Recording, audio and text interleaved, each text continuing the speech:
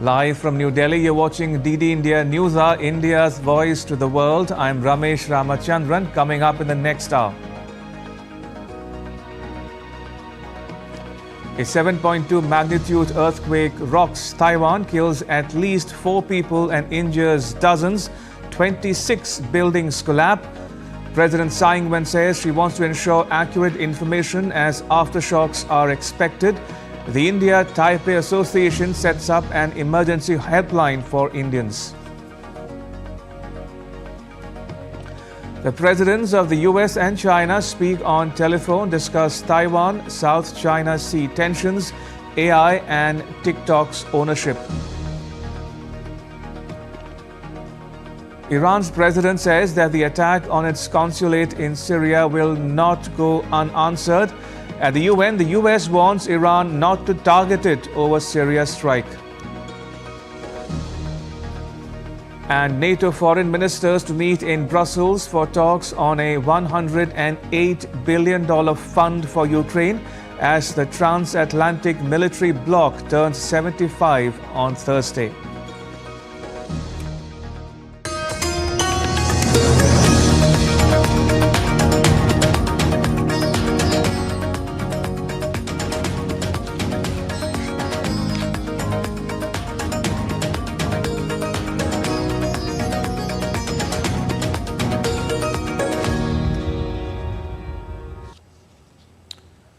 A 7.2 magnitude earthquake hit Taiwan on Wednesday morning local time, killing at least 4 people and injuring more than 700.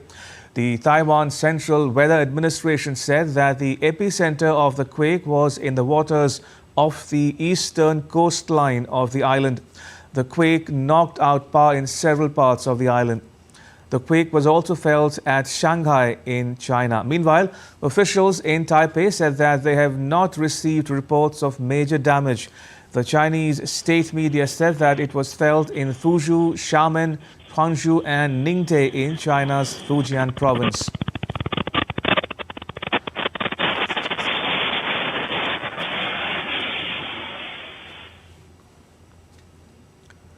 Locals in Taipei were rattled after the quake. Taiwan's Central Weather Administration said that the aftershocks could be felt on the island. More than 25 aftershocks were registered in the region. The tremors caused landslides in the eastern mountainous region of Hualien. Taiwan's fire department said that one person is suspected to have been crushed to death by falling rocks in Hualien. The area was the epicenter of the quake. Rescuers raced against time to help people out of a collapsed building in Taiwan's Hualien. The quake was the strongest tremor to hit the island in at least 25 years.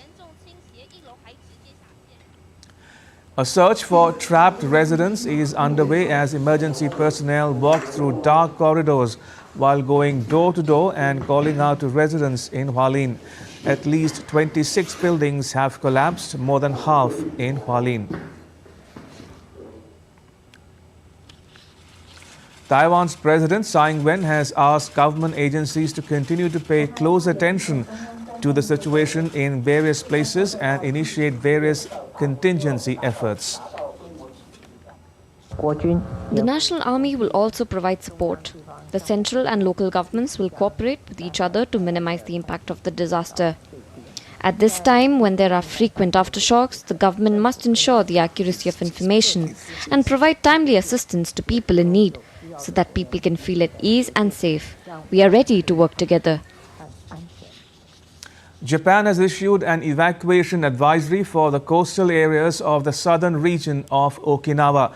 It had issued a tsunami warning, which has since been lifted. Japan's weather department says that tsunami waves of up to 3 meters were expected to reach Japan's southwestern coast. The Philippines has listed a tsunami warning that it had issued after the Taiwan quake.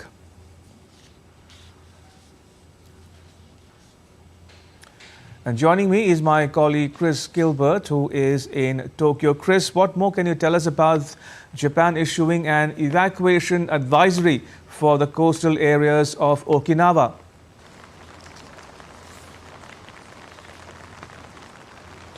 Well, certainly a rude wake-up call for many of the residents on the Okinawan Islands, particularly those in the far west closest to the epicenter who may have felt the tremors when they occurred this morning. Sirens went off, people were ordered to evacuate to higher ground, and 3 meters for a forecast is not an insignificant wave. It's enough definitely to get people's heart rates up, and officials were urging that even 1 meter is enough to claim lives. But as those first waves came in, they hit at about 30 centimeters depth at Yonaguni Island, that is the Okinawan island closest to the east coast of Taiwan, with similar heights being experienced in other islands in the region.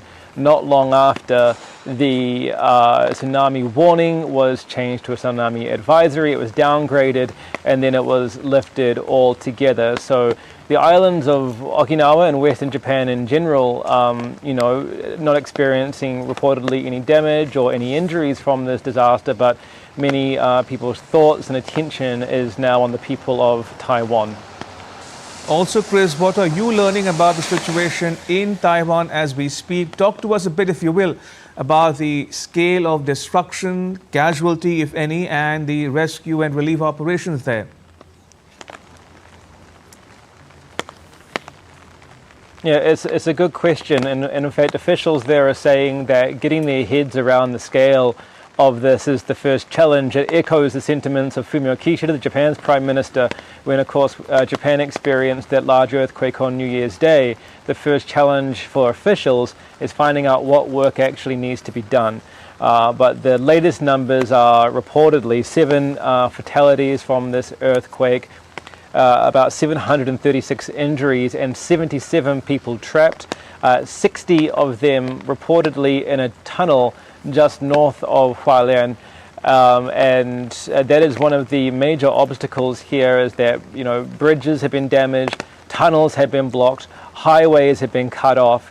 And so the main way of accessing the region at the moment is by sea. They are expecting that the train network to be operational again on Thursday, but that is the major issue now in these very crucial hours. The first 24, 48 hours for saving lives, for finding out who needs help, for getting help to them, for searching the rubble of those collapsed buildings in eastern Taiwan. And some of the pictures coming out of there are very dramatic, of buildings on their side or buildings collapsed altogether. 91,000 people are reportedly still without power. Many are without communications, and officials are urging people to follow government advice and government information because it is the most reliable following this disaster. Chris, thank you for now. That was Chris Gilbert reporting from Tokyo. Now, the India-Taipei Association has set up an emergency helpline for Indian nationals living in Taiwan. The helpline number is 0905 247 906. I repeat, 0905 247 906. It's also shared an email address, ad.ita@mea.gov.in. The India-Taipei Association is the Government of India's representative office in Taiwan.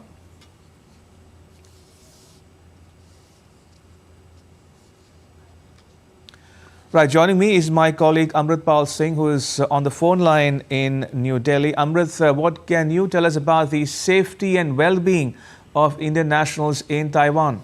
There are no reports made so far of any Indians being either, of any Indian fatalities in the earthquake or any Indian casualties in terms of Indians being injured. That's primarily because there is a very small community of Indians who live in Taiwan. There are about only 5,000 Indians. Of them, about 3,000 are students, and mostly they are in Taipei City, the Taipei County, and another city called Hsinchu. Now, this earthquake's epicenter is towards the east, the coastal town of Rualin, where very few Indians who are essentially running a few restaurants, etc., are based. But mostly the Indians are in the capital of Taiwan.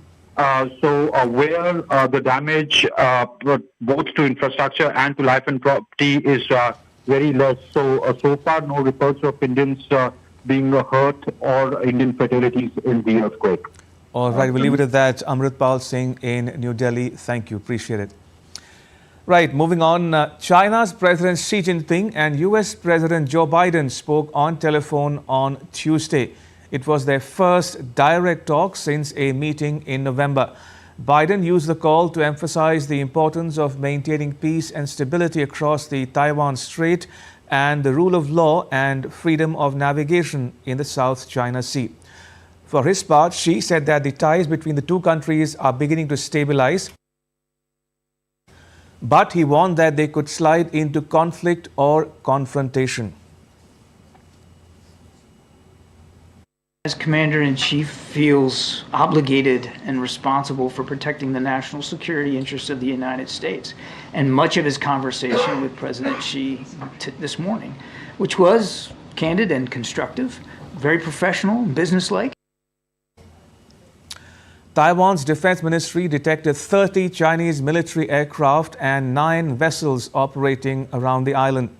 Taking to social media site X, Taiwan's defense ministry said 20 Chinese aircraft entered Taiwan's designated air defense identification zone at around 6 a.m. local time on Wednesday.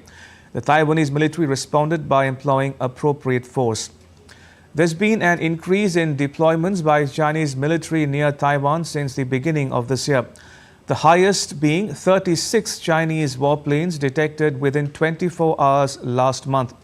Over recent years, the tensions between China and Taiwan have grown upon the issue of South China Sea. Well, let's go live across to Vigyan Bhavan in New Delhi, where Principal Scientific Advisor to Government of India, Ajay Kumar Sood, is giving opening remarks at the launch of the report on energy transitions to achieve net zero. Now, this study reiterates our commitment towards high-quality research on pathways to a low-carbon economy, as was enunciated by our Honorable Prime Minister, who said in November 2021 in a climate summit meeting in Glasgow that India will achieve net zero energy mix by 2070. So this study assesses various efforts of towards India's net zero 2070 target. Now we all know that we have lot of special things for India. We are approximately 18% of global population. We have the lowest final energy consumption per capita and the lowest power consumption per capita and the lowest greenhouse gas emission per capita among the G20 countries. This is just the data to see where we are. Despite all these challenges, India has consistently committed to low carbon development pathways and has actively demonstrated our commitment in the last many years through meeting our ambitious nationally determined contributions much ahead of our commitments which we had said few years back. Now, so this study, which was conceptualized keeping in mind Government of India priority on inclusive development growth, as well as using clean, affordable and reliable energy for all people to achieve the net zero commitment as our commitment to the international community. Of course, Dr. Garg will tell you more about this report, but this report attempts to answer very important questions. First, how much energy does India need to reach a developed country status by 2047? What are the alternative pathways to achieve this goal? Then what are the energy mix projection from now until 2070, which is our declared net zero target? And what would be the cost of electricity for the end user? We have also, this report will answer what would be the carbon emissions until 2070. Then what would be the investment required for energy transition towards net zero 2070, and what are the challenges and opportunities, for example, renewable energy integration, requirement of critical minerals, CCUS, carbon capture utilization and storage, natural gas, ethanol, hydrogen, all these, how do they contribute towards energy transition in achieving net zero carbon by 2070. Now we will get to know more that this study is very comprehensive, and there has been a project review and monitoring committee PRMC which was continuously interacting with the PIs, and this has resulted in very holistic approach to this whole problem. And this PRMC under the leadership of Dr. Ravi Grover, who is here, has really ensured that this report is very comprehensive, looking at all aspects, and it has also been reviewed quite rigorously after the report was made. And I am glad to say that Dr. Garg and his team have been very forthright and forward-looking in addressing those concerns of the reviewers, and the final report captures all that. Now, we would also like to thank Tata Consultancy Engineers who also did an independent review of this report, which was a further value addition to this final document. Now, we are at a stage when we are releasing this report, and our hope is that all relevant stakeholders, they should deliberate upon the findings of this report, and if some more inputs are needed as phase 1, phase 2 in other studies, that should be identified, and we must have an implementation plan in place so that we can really meet our goal of net zero carbon by 2070. It's a big challenge. As a country, we need to do it.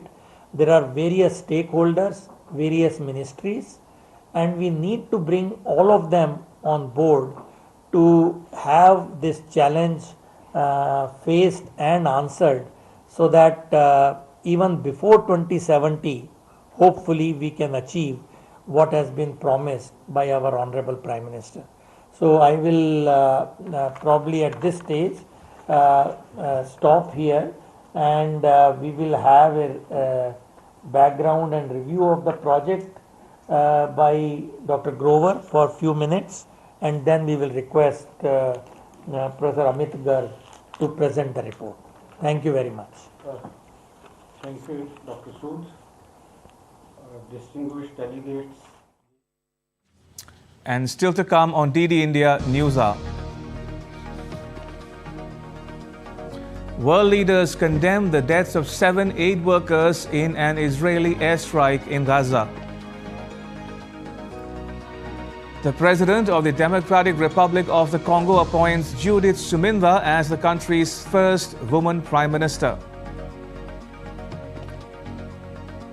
And in Turkey, at least 29 people killed during daytime renovation work at a nightclub in Istanbul.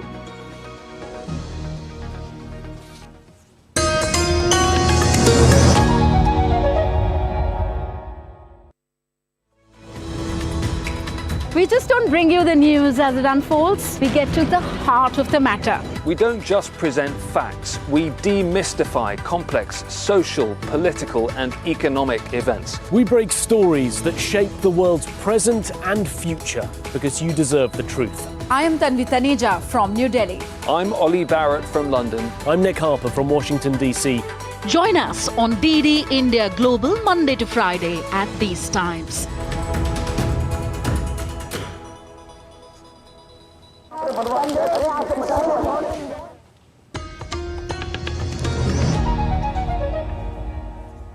You're watching DD India News Hour. I'm Ramesh Ramachandran. The United States has warned Iran not to target it over an airstrike on Syria consulate, saying that it had no prior warning of the strike. At the UN Security Council on Tuesday, Deputy U.S. Ambassador to the UN, Robert Wood, said that the United States will not hesitate to defend its personnel and repeated its prior warnings to Iran and its proxies not to take advantage of the situation. Even as we continue to learn more about this incident, it seems clear that every member of this Council should reiterate that all states, including Iran and Syria, have a responsibility to avoid the path of escalation, to stop arming and advising terrorist groups, and to rein in the actions of proxies who threaten regional peace and security. Meanwhile, tensions have escalated between Iran and Israel after an airstrike on the Iranian embassy in Damascus on Monday. Iran claims that the attack killed 7 people, including 2 generals. Tehran has accused U.S. ally Israel for the attacks and vowed retaliation.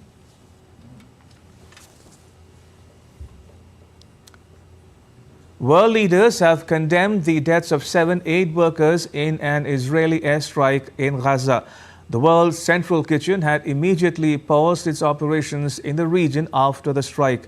Israel's Prime Minister Benjamin Netanyahu described the airstrike as unintended and tragic. Britain summoned Israel's ambassador in London to express its unequivocal condemnation of the killing of the aid workers. Israel has long denied accusations that it is hindering the distribution of urgently needed food aid in Gaza. Leaders from around the world expressed condemnation for the tragic loss of 7 aid workers in Gaza in an Israeli airstrike. Among the victims were individuals from Britain, Australia, Poland, a US-Canadian dual citizen, and Palestinian backgrounds. The attack occurred during a strike on their convoy on Monday night. Responding swiftly, the World Central Kitchen halted its operations in the area in light of the incident. World Central Kitchen, the charity founded by celebrity chef Jose Andres, dedicated a social media post to 7 of its workers killed in Gaza. Photos of all the victims were shown with their names, ages and job titles.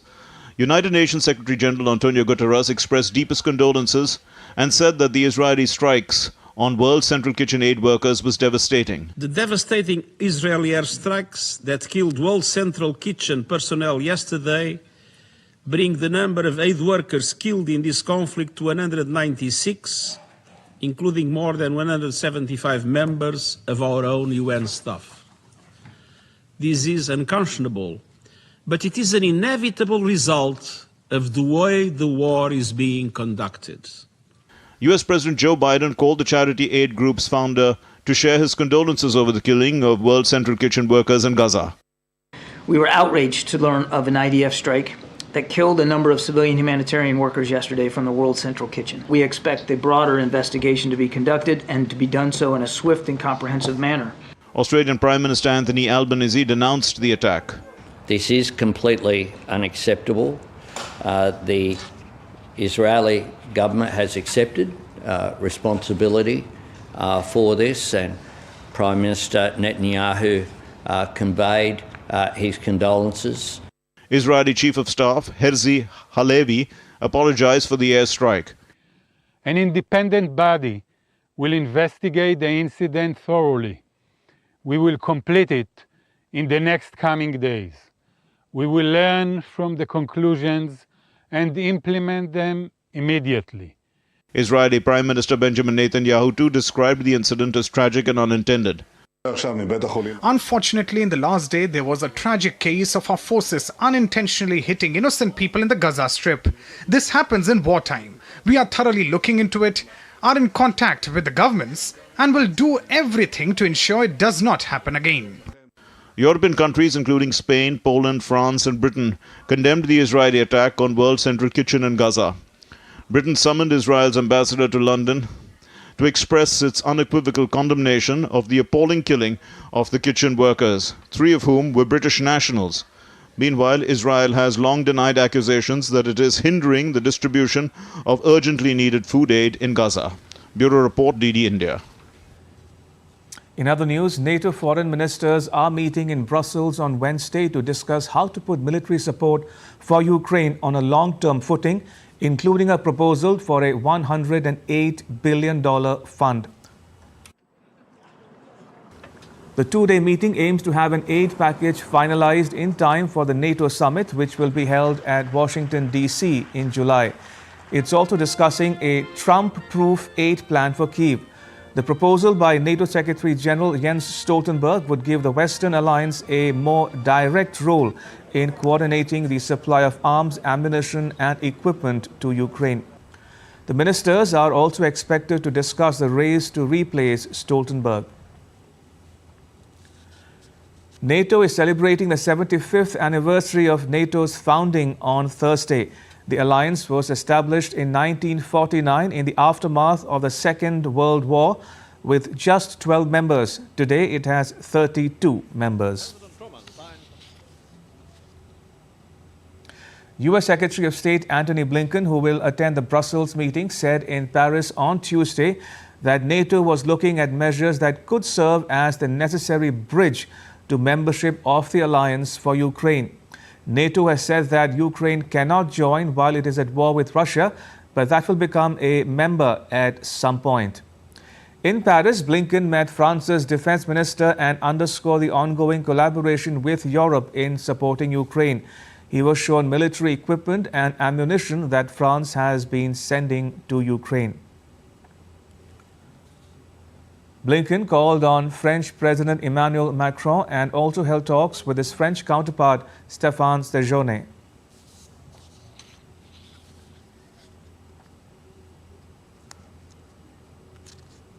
And Ishan Garg joins us from Brussels for more. Ishan, what's on the agenda of the two-day NATO foreign ministers meeting in Brussels?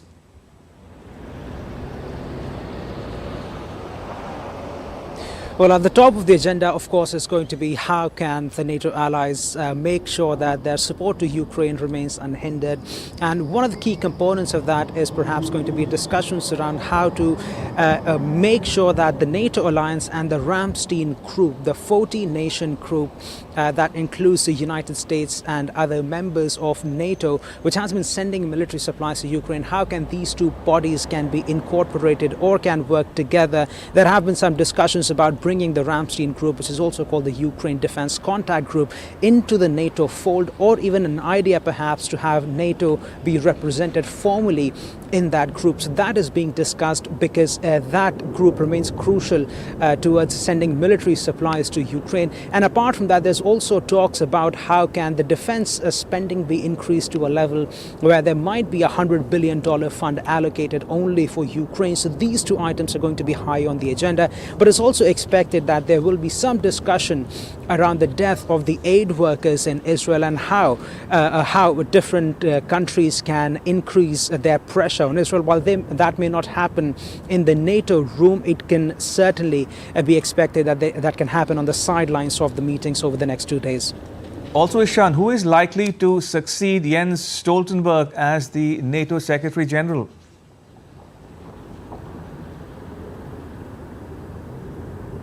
Well, the name that comes at the very top is of Mark Rutte, who is the Prime Minister of Netherlands.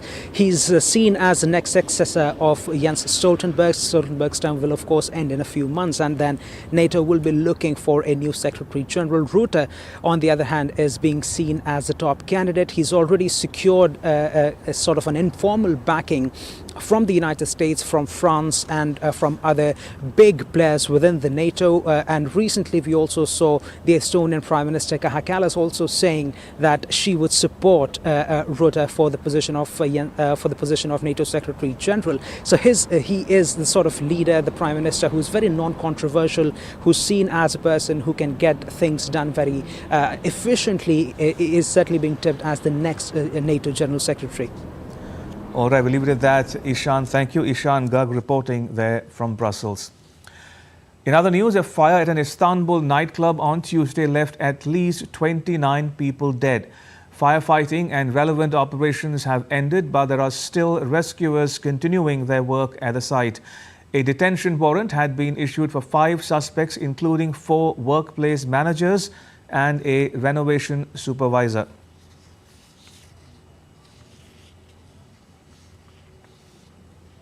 Still to come on DD India News Hour. BJP, Congress and RJD candidates to file their nomination for the general election on Wednesday. A report on why the northern Indian state of Uttar Pradesh is the country's most politically significant state. And India's Minister Mansukh Mandavia to chair a meeting on heat wave mitigation on Wednesday.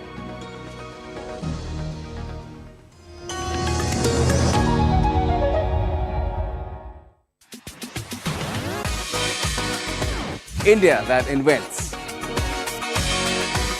India that innovates. India that excites. India that invites. Land of possibilities. Teeming with opportunities. Watch India Ideas each Thursday 8 p.m.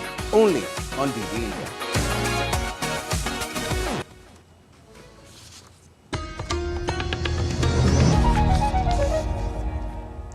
You're watching DD India News Hour. I'm Ramesh Ramachandran. A quick recap of the headlines.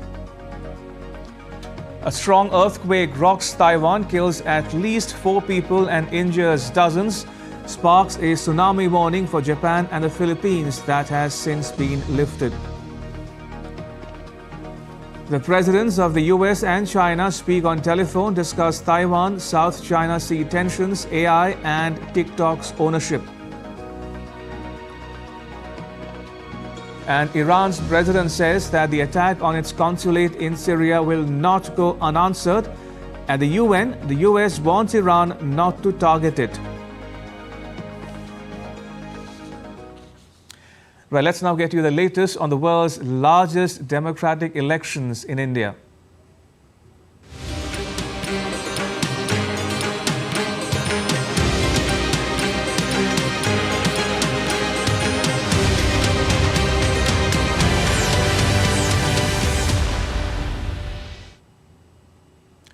Home Minister and senior BJP leader Amit Shah addressed a public rally at Muzaffarnagar in the northern Indian state of Uttar Pradesh on Wednesday. Later, Minister Shah will meet the party's Lok Sabha core group in Moradabad for talks on election strategy and key priorities for the state. Now, leaders are leaving no stone unturned in their campaign. Defence Minister and senior BJP leader Rajnath Singh holds a public meeting at Ghaziabad in Uttar Pradesh on Wednesday. Minister Singh also attended the filing of nomination of the party's candidate Atul Garg. BJP National President JP Nadda offered prayers at Mahakal Temple in Ujjain, Madhya Pradesh on Wednesday. Mr. Nadda will also address a public rally in Rajasthan later in the day.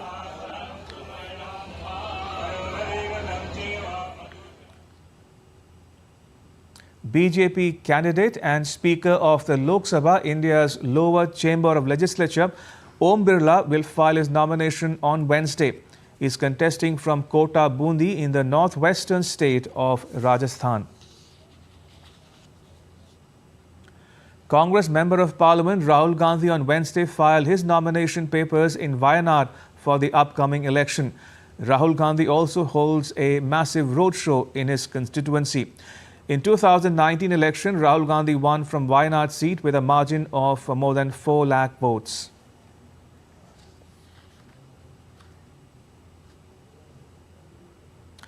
RJD candidate Bima Bharti will file her nomination from the high-profile Purnia seat of Bihar on Wednesday. Congress leader Bappu Yadav will file his nomination from this seat on Thursday. Congress Party President Mallikarjun Kharge on Wednesday launched the party's door-to-door initiative from Northeast Delhi parliamentary constituency. As part of this initiative, party workers will take Congress's guarantee cards to households and tell people what the India Alliance will do when it forms the government in the country. A former Deputy Chief Minister of Bihar and BJP lawmaker Sushil Kumar Modi took to social media platform X to say that he has been grappling with cancer for the last 6 months. He expressed his inability to participate in the election campaign. Now, did you know that 9 Indian Prime Ministers have been elected from the state of Uttar Pradesh? Our next report tells you why UP is the country's most politically significant state.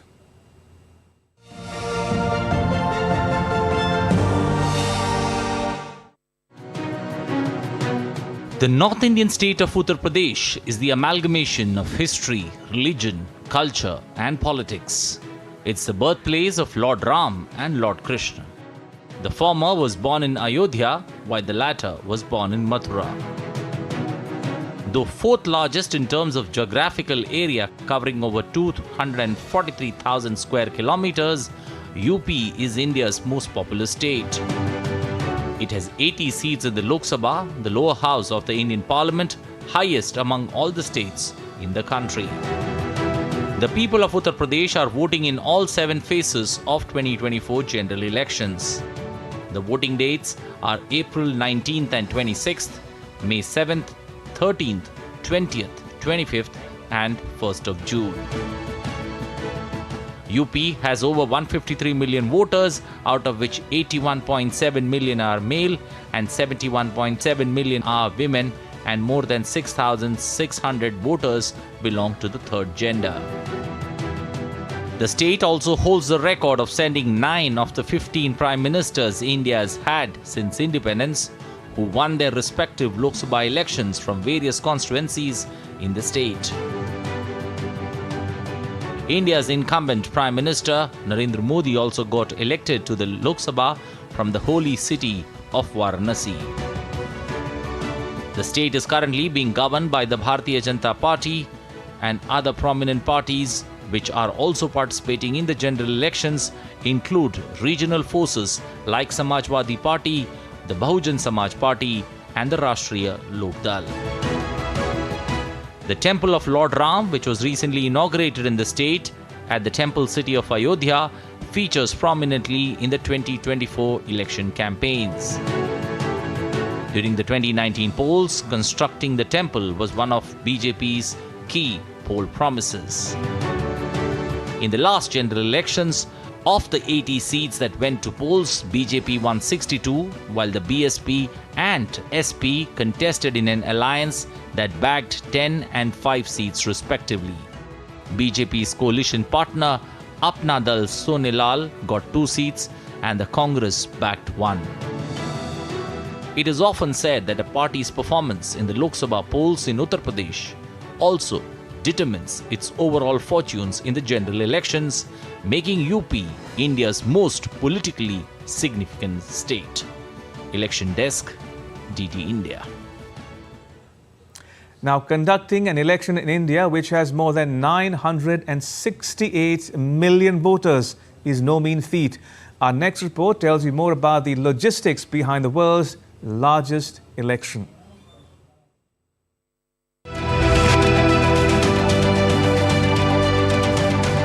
968 million.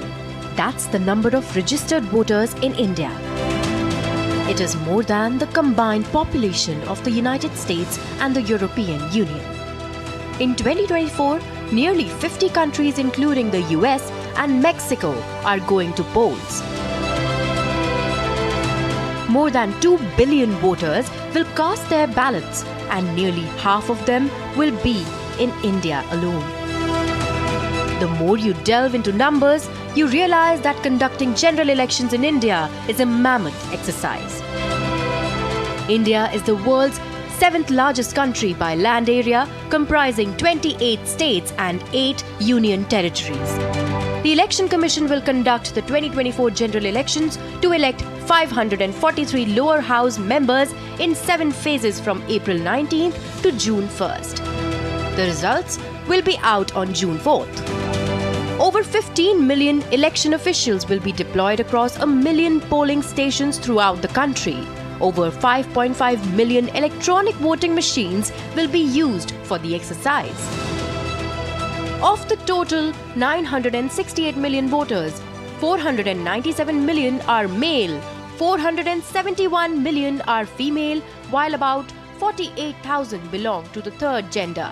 Also, nearly 18 million voters will exercise their franchise for the first time ever. let's also take a look at the key statistics of the last Indian general elections that were held in 2019. There were over 900 million eligible voters, out of which 600 million people cast their ballots. The final turnout stood at over 67%, the highest ever for any general elections to date. Nearly 4 million electronic voting machines were deployed across 1 million polling stations, and over 8,000 candidates and 670 parties were in the fray. That's not all. The polls, which cost 600 billion rupees, are the world's second most expensive elections after the 2020 US presidential election.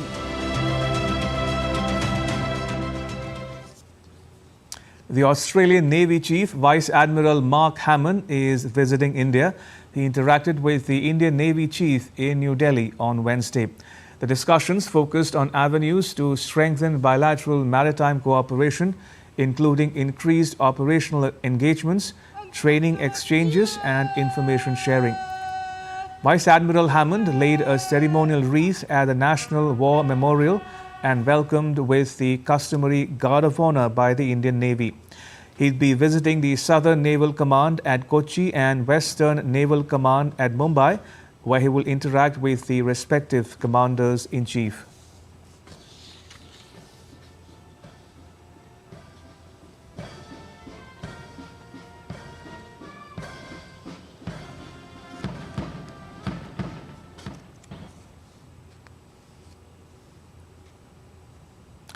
And now take a look at some other stories making news in India. The Delhi High Court is hearing Chief Minister Arvind Kejriwal's plea today, challenging his arrest by the Enforcement Directorate in the alleged liquor policy scam case. Kejriwal is currently in Delhi's Tihar jail, where he was shifted after his custody, which was extended till 15th of April. The BJP on Wednesday sent a legal notice to AAP leader and Delhi Minister Atishi over her claim on Tuesday that the BJP had approached her to join the party. She had also claimed that the Enforcement Directorate would arrest her in a month if she refused to join the BJP. The India Meteorological Department has warned that most of the country is in for a scorching summer between April and June. It issued a warning of extreme heat and more than double the number of heat wave days than is usually seen at this time of the year. Minister Mansukh Mandavia is to chair a meeting on heat wave mitigation on Wednesday. India commemorates Field Marshal Sam Manekshaw's birth anniversary on Wednesday and celebrate his valor, leadership and genius. His legacy as a first Field Marshal and strategic mastermind in war inspires future generations with exemplary military leadership. His strategic prowess was crucial in orchestrating India's victory in the 1971 India-Pakistan War, leading to the creation of Bangladesh.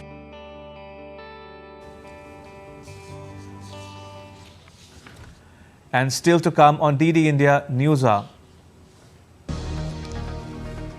India's central bank, the RBI's first bi-monthly monetary policy committee meeting for the year 24-25 begins.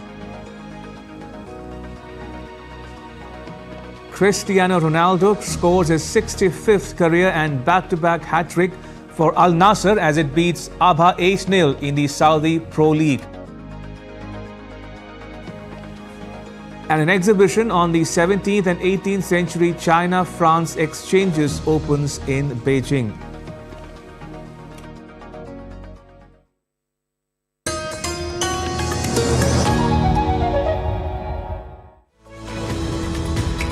We just don't bring you the news as it unfolds. We get to the heart of the matter. We don't just present facts, we demystify complex social, political and economic events. We break stories that shape the world's present and future because you deserve the truth. I am Tanvi Taneja from New Delhi. I'm Ollie Barrett from London. I'm Nick Harper from Washington, D.C. Join us on DD India Global Monday to Friday at these times.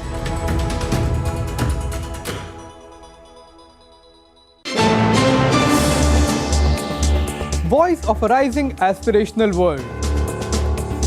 stories of challenges, struggles and accomplishment. A world battling conflict, hunger and poverty. Embracing growth, development, science and technology. A voice of progress, a voice of unity. Watch Voice of the Global South with me, Akshay Dongre, only on DD India.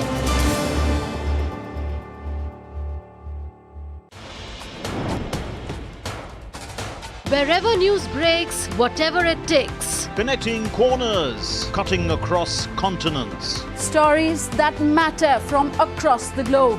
Accurate, authentic journalism that serves you right.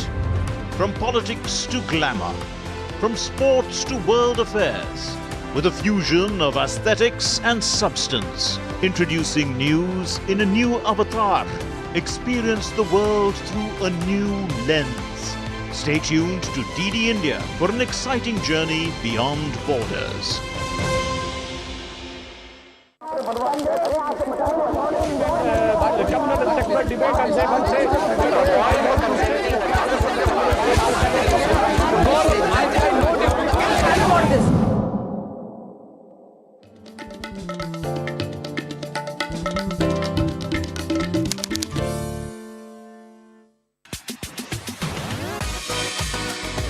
India that invents. India that innovates. India that excites. India that invites. Land of possibilities. Teeming with opportunities. Watch India Ideas each Thursday, 8 p.m. only on DD India.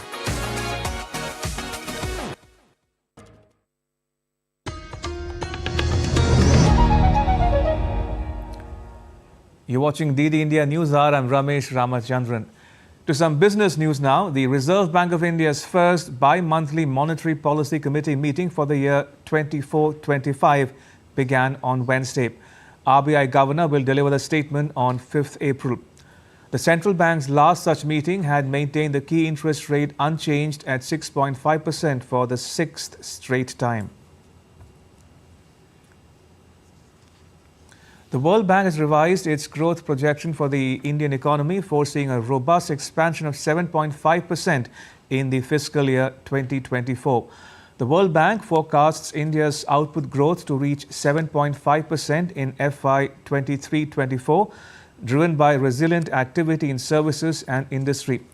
But growth is expected to moderate to 6.6% over the medium term. The World Bank said in its latest South Asia Development Update that overall growth in South Asia is expected to be strong at 6% in 2024, driven by robust growth in India and recoveries in Pakistan and Sri Lanka. According to the report, South Asia is expected to remain the fastest growing region in the world for the next 2 years, with growth projected to be 6.1% in 2025.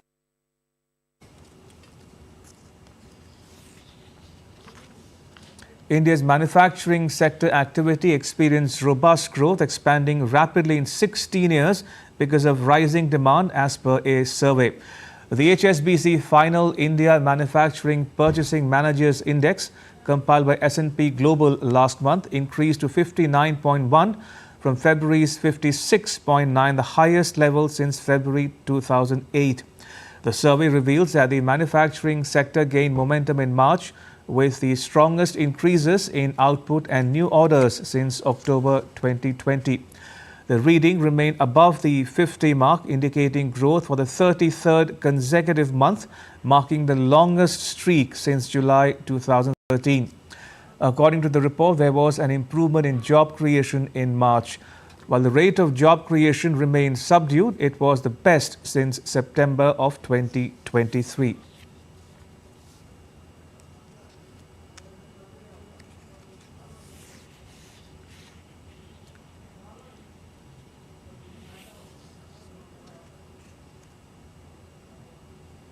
And now to all the news from the world of sport with my colleague Deepika. Deepika, over to you. Thanks and good afternoon. First, let's talk about what's happening in the world of cricket because the IPL is going on. So Lucknow Super Giants on Tuesday registered their second victory of the IPL season, beating Royal Bengaluru by 28 runs at Chinnaswamy Stadium in Bengaluru. Lucknow Super Giants put up 81 for a loss of 5 wickets before RCB. Quinton de Kock's 81 and Nicholas Pooran's unbeaten 40 run before youngster Mayank Yadav's 3-wicket haul helped bundle RCB out for 153 in 19.4 overs. Mayank Yadav left one and all amazed, bowling the fastest delivery of the IPL season. Now, following Tuesday's victory, Lucknow Super Giants ascended to 4th position in the table standings. Meanwhile, Bengaluru's defeat saw them plummet down to 9th position right now.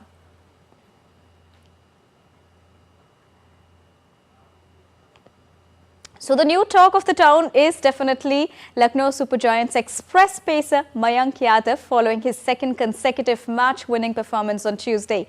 Looking at his pace and accuracy, former Indian cricketer have already tipped the youngster to be picked for the national side. Lucknow have unearthed a talent who, at the age of 21, left the Australian power-hitting duo of Glenn Maxwell and Cameron Green sweat hard on the field.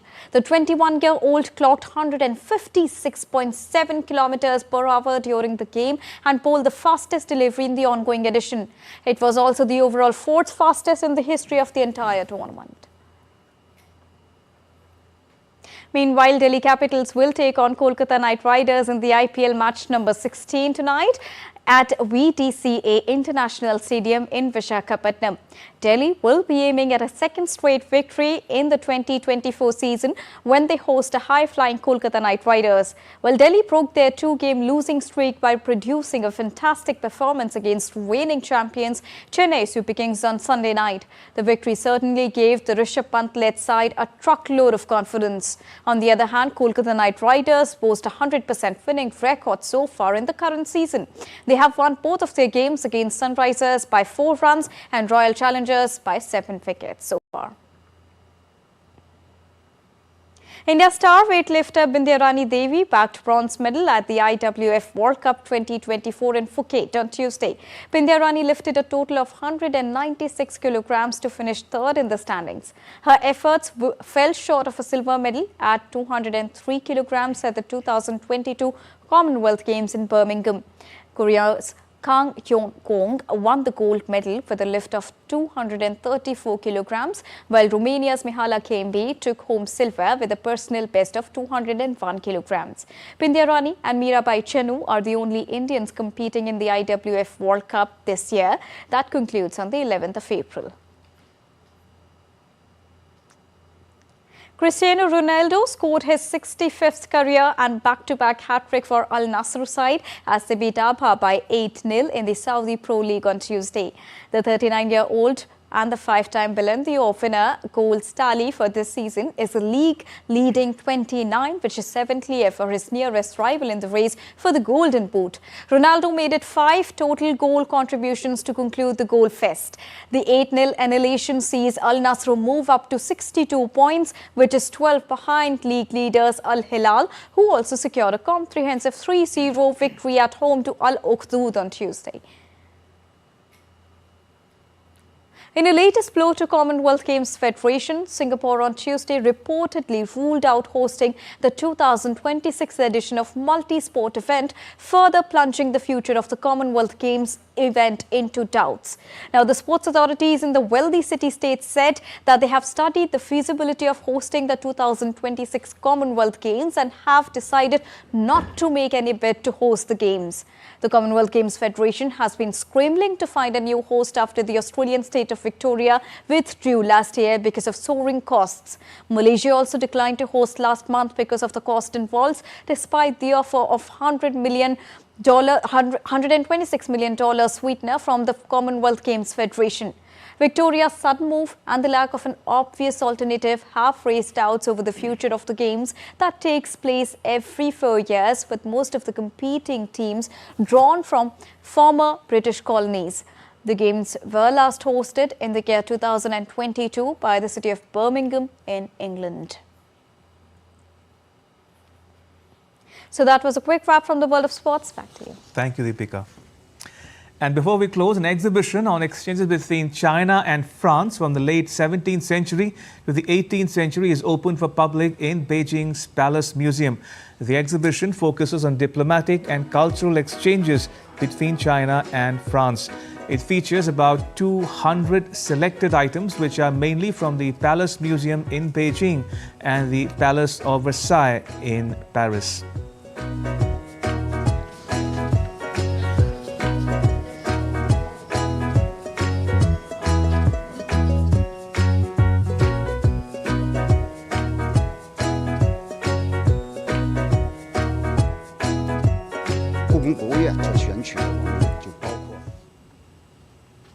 And with that, it's a wrap on this edition of DD India News Hour. Let us know your thoughts on the news of the day. You can connect with us on Facebook, X and Instagram. You can also check out our website ddindia.co.in. We'll be back with more news as it breaks here on DD India. I'm Ramesh Ramachandran. From all of us here in New Delhi, thanks for watching DD India News Hour.